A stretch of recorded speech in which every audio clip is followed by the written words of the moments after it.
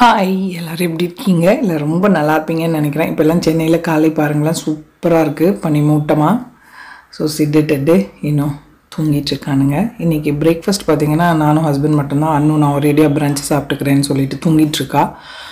So நாங்கள் காலையிலேயே கொஞ்சம் முஸ்லி எல்லாம் சாப்பிட்டாச்சு. அவரோட வேலை ஏதோ பார்த்துட்ருக்காரு. பட்டாணி நிறையா வாங்கிட்டு வந்திருந்தாங்க. இப்போ சீசனில் இருக்குது இல்லையா, அதனால் ஸோ பெங்காலி ரெசிபி இன்றைக்கி பண்ணலாம் அப்படின்னு பிரஞ்சுக்கு பட்டாணி உள்ளே ஸ்டஃப் பண்ணிவிட்டு பூரியும் கூடவே உருளைக்கிழங்கு ஒரு சப்ஜியும் செய்யலான் இருக்கேன். அதுக்கு 2 பெரிய சைஸ் உருளைக்கிழங்கு தோல் எடுத்துகிட்டு கட் பண்ணி இந்த மாதிரி ஸ்டீம் பண்ணிக்கிறேன். பேபி பொட்டேட்டோவில் பண்ணுவாங்க நார்மலாக, அது இல்லாதனால நார்மல் உருளைக்கிழங்கே கொஞ்சம் பெரிய பெரிய பீஸாக கட் பண்ணி ஸ்டீம் பண்ணுறதுக்கு வச்சுருக்கேன். இது ஒரு 1.5 கப் அளவுக்கு பட்டாணி இருக்கும். இதை வேக வச்சு எடுத்துக்கணும். ரொம்ப குறைவாக வேக வைக்க வேண்டாம். எல்லாம் அடியில் இருக்குது பார்த்தீங்களா, கொதிச்சு மேலே வர்ற அளவுக்கு வேக வச்சுக்கணும். இப்போ ஒரு 2 பெரிய சைஸ் தக்காளி, 5-6 முந்திரி பருப்பு, அதை இந்த மாதிரி பேஸ்ட்டாக அரைச்சி எடுத்துக்கிட்டேன். ஸோ பட்டாணி பாருங்கள், இந்த மாதிரி மேலே கொதிக்க ஆரம்பித்தோடனே ஆஃப் பண்ணிடலாம். வடிச்சிட்டு நல்லா ஆற விட்டுறணும். ஸோ அதுக்குள்ளே உருளைக்கிழங்கும் வெந்துருச்சான்னு செக் பண்ணிக்கலாம். நீங்கள் நார்மலாக கூட வேக வச்சு தோல் உரிச்சு எடுத்துக்கலாம். ஒரு 80% வெந்திருக்கணும், ரொம்ப குழஞ்சி வேகக்கூடாது. இந்த கிரேவிக்கு கொஞ்சம் முழுசாக இருந்துச்சுன்னா நல்லாயிருக்கும். பேபி பொட்டேட்டோ கிடச்சா அதுதான் சூப்பராக இருக்கும். ஸோ வெந்துருச்சு, ஒரு 80% வெந்திருக்கு. எடுத்து வச்சிடலாம், இதுவும் ஆறட்டும்.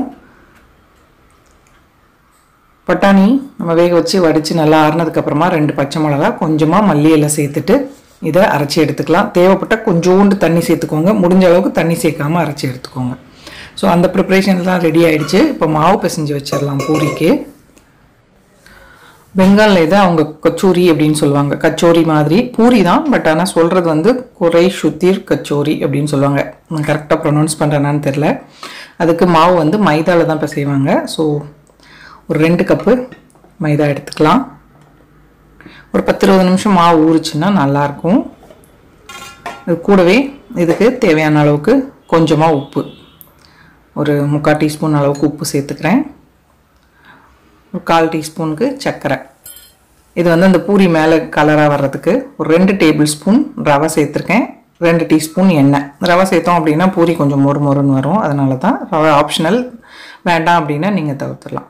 ஸோ நல்லா எண்ணெய் சேர்த்துட்டு முதல்ல ட்ரையாக மிக்ஸ் பண்ணிவிட்டு கொஞ்சம் வெதுவெதுப்பான தண்ணியில், ரொம்ப சூடாக இருக்கக்கூடாது, ஜஸ்ட்டு வெதுவெதுப்பான தண்ணியில் மாவு பிசைஞ்சிக்கலாம். நல்லா சாஃப்டாக கொஞ்சம் கொஞ்சமாக தெளித்து ஒரு சாஃப்டான டோவாக ரெடி பண்ணி எடுத்துக்கலாம். கொஞ்சம் ஒரு 4-5 நிமிஷம் நல்லா பிசைஞ்சோம் அப்படின்னா நல்லா சாஃப்டாக வரும். ஸோ சப்பாத்தி தேய்க்கிற கட்டை இருக்கு இல்லையா, அதில் வச்சு நல்லா கொஞ்சம் அடித்து பிசைஞ்சிட்டோம் அப்படின்னா டக்குன்னு கொஞ்சம் சீக்கிரமாக சாஃப்டாகிடும். பாருங்கள், இந்த அளவுக்கு இருக்கணும் மாவு ரெடி. இது ஒரு துணி போட்டு மூடி வச்சிடலாம். மற்ற வேலையெல்லாம் செய்கிற வரைக்கும் அந்த மாவு ஊறட்டும். இப்போ நம்ம அந்த பட்டாணி ஸ்டஃபிங்க்கு ரெடி பண்ணிக்கலாம். அதுக்கு ஒரு டேபிள் ஸ்பூன் எண்ணெய் சேர்த்துருக்கேன். 1 டீஸ்பூன் கருஞ்சீரகம் சொல்லுவோம் இல்லையா, அது சேர்த்துருக்கேன். அது கொஞ்சம் பொரிஞ்சதுக்கப்புறமா வெறும் இஞ்சி பேஸ்ட்டு கொஞ்சம் சேர்த்துக்கிறேன். 1 டீஸ்பூன் அளவுக்கு. பூண்டெல்லாம் சேர்க்க வேண்டாம், இஞ்சி மட்டும் சேர்த்தா போதும். ஒரு 1/2 டீஸ்பூன் அளவுக்கு பெருங்காயம். ஸோ இஞ்சியோட பச்சை வாசனை போகிற அளவுக்கு வதக்கிடலாம். காரம் வேண்டாம் அப்படின்னா நீங்கள் பட்டாணி அரைக்கிறப்ப பச்சை மிளகா சேர்க்க வேண்டாம். கொஞ்சம் காரம் இருந்தால் நல்லாயிருக்கும். இன்னுமே ஜாஸ்தி காரம் வேணும்னா நீங்கள் அதுக்கு ஏற்ற மாதிரி பச்சை மிளகா கூட குறைய சேர்த்துக்கலாம். ஸோ இப்போ நம்ம அரைச்சி வச்சுருக்க பட்டாணி கலவையை அதில் சேர்த்துட்டு தேவையான அளவுக்கு உப்பு, கொஞ்சம் சர்க்கரை, ஒரு டீஸ்பூன் அளவுக்கு சேர்த்துக்கணும். சர்க்கரை கட்டாயம் சேர்த்துக்கோங்க. அவங்க பெங்காலி இதில் அத்தன்டிக்காக இதுலேயும் கொஞ்சம் சுகர் சேர்ப்பாங்க. மாவுலையுமே கூட கொஞ்சம் சுகர் சேர்த்து தான் செய்வாங்க.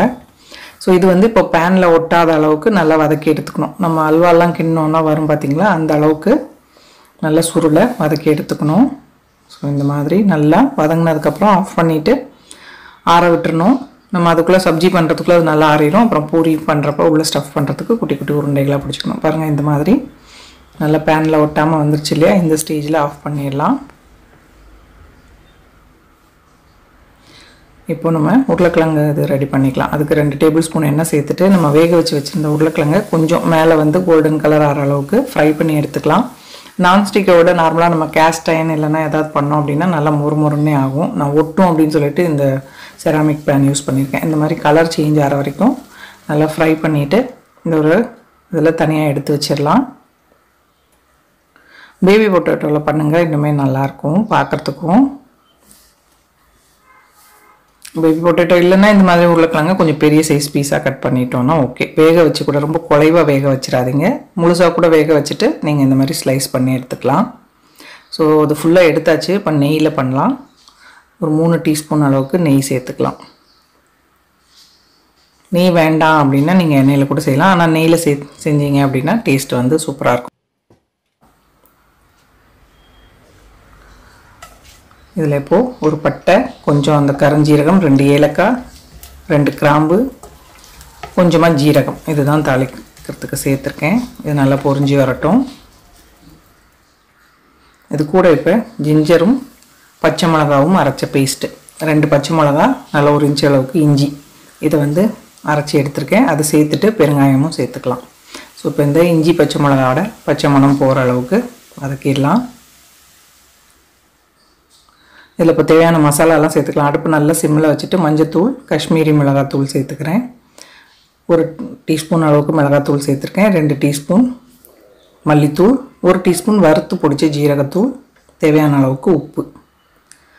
இதை இப்போ கருக விட்டுறாமல் ஸ்டவ் ஆஃப் பண்ணிவிட்டு கூட நம்ம சேர்த்துக்கலாம். இது கொஞ்சம் அந்த டக்குன்னு பச்சை வாசனை போயிடும். அதுக்கப்புறம் நம்ம அரைச்சி வச்சுருந்தோம் இல்லையா தக்காளியும் முந்திரி பருப்பும், அந்த பேஸ்ட்டு சேர்த்துட்டு நல்லா எண்ணெய் பிரிஞ்சு வர அளவுக்கு வதக்கிடணும். சூப்பராக இருக்கும். நம்ம நார்மலாக சப்பாத்தி, நார்மலாக செய்கிற பூரி எல்லாத்துக்கூடையுமே வச்சு சாப்பிட்றதுக்கு நல்லாயிருக்கும். இது வந்து ஆலு தம் அப்படின்னு சொல்லுவாங்க. ஸோ பாருங்கள், நல்லா எண்ணெய் பிரிஞ்சு வந்ததுக்கப்புறமா டேஸ்ட் பேலன்ஸ் பண்ணுறதுக்கு கொஞ்சமாக 1 டீஸ்பூன் அளவுக்கு சர்க்கரை சேர்த்துருக்கேன். இப்போ ஒரு 2 டேபிள் ஸ்பூன் அளவுக்கு தயிர் சேர்த்துக்கிறேன். அதில் பார்த்தீங்களா அந்த ஈரப்பதம்லாம் போய் நல்லா எண்ணெய் பிரிஞ்சு வந்ததுக்கப்புறமா தயிர் சேர்த்துருக்கேன். தயிர் சேர்க்குறப்ப அடுப்பை நல்லா சிம்மில் வச்சுட்டு கைவிடாமல் கிளறணும், இல்லைன்னா திரிஞ்ச மாதிரி ஆகிடும். தயிர் சேர்த்தும் எண்ணெய் பிரிஞ்சு வந்ததுக்கப்புறம் நம்ம வறுத்து வச்சுருந்தோம் இல்லையா அந்த உருளைக்கிழங்கு, அது கூட சேர்த்து நல்லா மசாலா அதில் கோட் ஆகிற மாதிரி ஒரு 2 நிமிஷம் வதக்கிட்டு இப்போ கிரேவிக்கு தேவையான அளவுக்கு சுடு தண்ணி சேர்த்துக்கலாம். நான் வந்து இன்றைக்கி ரொம்ப திக்காக தான் பண்ண போகிறேன். உங்களுக்கு கிரேவியாக வேணும் கொஞ்சம் அப்படின்னா அதுக்கேற்ற மாதிரி தண்ணி பார்த்துட்டு சேர்த்துக்கோங்க. இது நம்ம திருப்பியும் சிம்மில் வைக்கிறப்ப தண்ணியெல்லாம் ஓரளவுக்கு வற்றிடும். நீங்கள் பார்த்து அதுக்கு ஏற்ற மாதிரி கன்சிஸ்டன்சி சரி பண்ணிக்கணும். நம்ம இதில் கரம் மசாலா சேர்க்கலை, இறக்கிறதுக்கு முன்னாடி தான் கொஞ்சம் கரம் மசாலா சேர்த்துட்டு இறக்கணும். மூடி போட்டு ஒரு 2-3 நிமிஷம் சிம்மில் விட்டுருக்கேன். இப்போ பொடியாக மல்லியெல்லாம் நிறையவே சேர்த்துக்கிட்டோம் அப்படின்னா சூப்பராக இருக்கும். ஸோ சுற்றி எண்ணெயாக தெரிச்சிருக்கு, அதனால் முதல்ல அதை கொஞ்சம் துடைச்சிட்டு அதுக்கப்புறம் சப்ஜியும் இறக்கிட்டு பொரி பண்ணலாம். சும்மா இருக்க முடிய மாட்டேங்குது ஆக்சுவலாக. லாஸ்ட்டாகவே செய்யலாம், ஆனால் ஃபுல்லுமே ஒரு மாதிரி எண்ணெயாக கசகசன்னு இருந்தால் பார்க்க பிடிக்கிறது இல்லை. ஏன்னா எப்பயுமே இப்படி தான் நடுநடுவில் சில டைம் சூடாக கூட சுட்டுக்கும் கையில். நீங்களும் அந்த மாதிரி செய்யாதீங்க.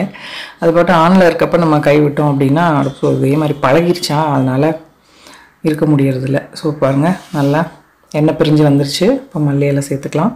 கரம் மசாலா சேர்த்தேன், அந்த வீடியோ மிஸ் ஆகிடுச்சு. ஸோ லாஸ்ட்டாக இறக்கிறதுக்கு முன்னாடி கரம் மசாலா 1 டீஸ்பூன் சேர்த்து மிக்ஸ் பண்ணிவிட்டு இறக்கிடுங்க. ஸோ சப்ஜி ரெடி ஆகிடுச்சு. இது பாருங்கள் நல்லா ஆறிடுச்சு. இப்போ இந்த மாதிரி குட்டி குட்டியாக உருட்டி ரெடி பண்ணி வச்சுக்கலாம். முதல்லையே கடாயில் எண்ணெய் ஊற்றிட்டு சூடானதும் பொரி போட்டு எடுக்க வேண்டியது தான். பாட்டிலையும் காலி ஆகிடுச்சு. ஸோ அதுலேயும் அப்படியே பிரித்து அதை ஊற்றி வச்சிடலாம். எஸ்விஎஸ் என்ன தான் வருஷக்கணக்காக யூஸ் பண்ணிகிட்ருக்கேன். டபுள் ரிஃபைன்டு கிரவுண்ட்நட் ஆயில் அப்படின்னு சொல்லுவாங்க இல்லையா, அது. இது வந்து ரொம்ப இந்த பாத்திரத்துலலாம் பிசுக்கு பிடிக்காது. ஆக்சுவலாக நம்ம சன்ஃப்ளவர் ஆயில் அதெல்லாம் வாங்கி யூஸ் பண்ணோம் அப்படின்னா சுற்றி இருக்க இடம், அந்த பாட்டில்ஸ் எல்லாமே பார்த்திங்கன்னா ஒரு மாதிரி வெள்ளை லேயராகவே படிஞ்சிடும். ஸோ அந்த மாதிரி இல்லாமல் இது இடமும் ஓரளவுக்கு க்ளீனாகவே மெயின்டைன் ஆகும். ஸோ மாவு இவ்வளோ நேரம் ஊறிடுச்சு பார்த்திங்களா. நல்லா ஒரு தடவை திருப்பியும் பிசைஞ்சிட்டு உருண்டைகளாக பிடிச்சிக்கலாம். எண்ணெய் வந்து சிம்மில் தான் வச்சு விட்ருக்கேன். அதே மாதிரி மாவையும் நம்ம மசாலா பிடிச்சிருக்கோம் இல்லையா, அதோட கொஞ்சம் பெரிய சைஸ் உருண்டையாக உருட்டி எடுத்துக்கணும். அந்த பக்கம் அன்னும் நான் மசாலா உருண்டை பிடிச்சி தரேன் மம்மி, உனக்கு ஃபில்லிங்கும் பண்ணித்தரேன் அப்படின்னு சொல்லியிருக்கா. 2-3 மட்டும் நான் பண்ணிட்டேன்னா பாக்கி அன்னு கடகடன்னு செஞ்சு கொடுத்தான்னா நான் ரோல் பண்ணி சுட்டு எடுத்துடலாம். ஸோ அன்னு பாருங்கள் ஃபுல்லாக மசாலா உருண்டை பிடிச்சாச்சு. இப்போது இது மாதிரி கையாலேயே நம்ம கொழுக்கட்டெல்லாம் இது பண்ணுவோம் இல்லையா, அந்த மாதிரி கொஞ்சம் கையாலேயே ஸ்ப்ரெட் பண்ணிவிட்டு உள்ளே அந்த உருண்டையை வச்சு நல்லா கவர் பண்ணிவிட்டு மாவு தேய்க்காமல் எண்ணெய் தேய்ச்சி சுட்டு எடுத்திங்கன்னா இந்த எண்ணெய் வந்து ரொம்ப அப்படியே ஒரு மாதிரி இதாகாமல் இருக்கும். அதனால் எண்ணெயிலே தொட்டு திரட்டிக்கோங்க. ரொம்ப ஈஸி தான். ஜஸ்ட்டு கொஞ்சம் கையால் இது பண்ணிட்டு உள்ளே அதை வச்சுட்டு அப்படியே ஃபுல்லாக மூடி கவர் பண்ணிட்டோம்னா போதும். நான் 2-3 ரெடி பண்ணியிருக்கேன். அண்ணன் கூட மம்மி நான் அந்த பக்கம் உட்காந்து எல்லாத்தையும் உள்ளே ஸ்டஃப் பண்ணி தரேன்னு சொன்னான். ஸோ நான் இங்கே ஒன்று ஒன்றா அப்படியே இது பண்ணிவிட்டு கொஞ்சம் நல்லா மெலிசாவே தேய்ச்சிக்கணும். மசாலா வந்து கொஞ்சம் கம்மியாக வைக்கணுன்னாலும் வச்சுக்கலாம். ஸோ பாருங்கள், இந்த மாதிரி நல்லா மெலிசாக உருட்டிட்டு எண்ணெயில் போட்டு எடுத்துக்கணும். முதல்ல எண்ணெய் சூடாக இருக்கணும், அதுக்கப்புறம் கொஞ்சம் மீடியம் ஃப்ளேமில் வச்சு போட்டு எடுக்கணும். இல்லைன்னா கலர் ரொம்ப சேஞ்ச் ஆகிடும். வெளியாகவே இருக்கணும் அப்படின்னா மீடியம் ஃப்ளேமில் வச்சு ஃப்ரை பண்ணணும். நல்லா சூடான எண்ணெயில் போட்டுட்டு மீடியம் ஃப்ளேமில் வச்சு நல்லா மேலே கொஞ்சம் எண்ணெயை எடுத்து ஊற்றி இந்த மாதிரி கரண்டியால் ப்ரெஸ் பண்ணி விட்டோம்னா புஷ்ஷுன்னு உப்பி வரும். ஸோ பாருங்கள், இந்த மாதிரி இந்த சர்க்கரை இதெல்லாம் போடுறோம் பார்த்தீங்களா, அதனால் மேலே வந்து இந்த மாதிரி கோல்டன் கலரில் வரும். அதனால தான் மாவில் கொஞ்சமாக சர்க்கரை சேர்த்துக்கிறது. ஸோ உள்ளே எப்படி இருக்குதுன்னு காட்டுறேன் பாருங்கள். உள்ளே இந்த மாதிரி ஸ்டஃபிங் இருக்கும், சூப்பராக இருக்கும். மைல்டான காரத்தோட நல்லா டேஸ்ட்டாக. ஸோ பட்டாணி இப்போ சீசனில் இருக்கனால வாங்கி கட்டாயமாக ட்ரை பண்ணுங்கள். இன்றைக்கி பிரேக்ஃபாஸ்ட் இல்லை, ஒரேடியாக பிரஞ்சு கிட்டத்தட்ட 1 மணிக்கு அப்புறம் தான் சாப்பிட போகிறோம். ஸோ முதல்ல ஃபோட்டோ எடுக்கிறதுக்கு ஒரு பிளேட் பண்ணிக்கலாமா? நல்லா சூப்பராக மட்டர் ஸ்டஃப்டு பூரி அண்ட் ஆலூதம் ரெடி ஆகிடுச்சு. ஸோ அவங்களுக்கு சுட சுட சுட்டு கொடுத்துட்ருக்கேன். 2 பேரும் உட்காந்து சாப்பிட்டுட்ருக்காங்க. அவங்க சாப்பிட்டதுக்கப்புறமா நானுமே வந்து உட்காந்து சாப்பிட்டுட்டு அவ்வளோதான். இன்றைக்கி லஞ்ச் கிடையாது இல்லையா, பாத்திரம் வந்து மிஷினில் லோட் பண்ணிவிட்டு ஏதாவது மூவி பார்க்கலாம் அப்படின்னு பிளான் பண்ணியிருக்கேன். ஸோ மிஷினில் போட முடியாத 1-2 பாத்திரம் இருக்குது, அதை மட்டும் கையால் கழுவி வச்சிடணும். கிச்சனையும் க்ளீன் பண்ணிட்டோம் அப்படின்னா டின்னர் பண்ணுற வரைக்கும் இன்றைக்கி ஃப்ரீ. டின்னருக்கு தோசை மாவு இருக்குது. பிக் பாஸில் ஒரு பூண்டு சட்னி செய்வாங்கள்ல, அது செய்யலாம் அப்படின்னு பிளான் பண்ணியிருக்கேன். நம்ம ஏற்கனவே செய்வோம், பூண்டை இடிச்சிட்டு அதில் மசாலா தூள் போட்டு எண்ணெய் போட்டுருவோம். இது கூட கொஞ்சம் மல்லித்தூள் கரம் மசாலாலாம் போடுறாங்க. ஸோ இன்றைக்கி அந்த மாதிரி செய்யலான் இருக்கேன். எனக்கு ஏற்கனவே சாம்பார் வந்து ஃப்ரிட்ஜில் இருக்குது, அதனால் இன்றைக்கி பிக் பாஸ் பூண்டு சட்னி. ஸோ கிச்சன் பாருங்கள், சூப்பராக க்ளீன் ஆகிடுச்சு. வீடியோ பிடிச்சிருந்தா லைக் பண்ணுங்கள், ஷேர் பண்ணுங்கள், மறக்காமல் நம்ம சேனலுக்கு சப்ஸ்கிரைப் பண்ணிக்கோங்க. இவ்வளோ நேரம் இந்த வீடியோ பார்த்தவங்க எல்லாருக்கும் என்னுடைய நன்றி, வணக்கம். Love you all.